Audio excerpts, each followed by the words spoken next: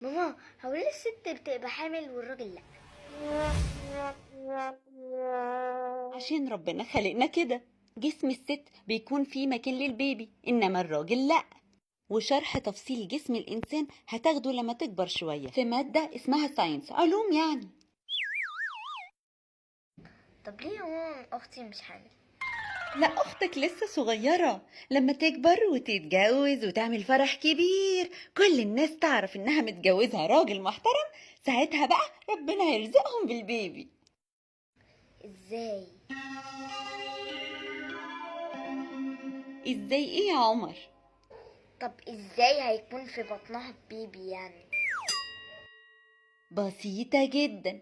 بعد الفرح هيروحوا مع بعض. وهيفضلوا يدعوا كتير قوي قوي. وفي يوم من الأيام تنام وتصحى، تلاقي نفسها حامل وفي بطنها بيبي. سبحان الله.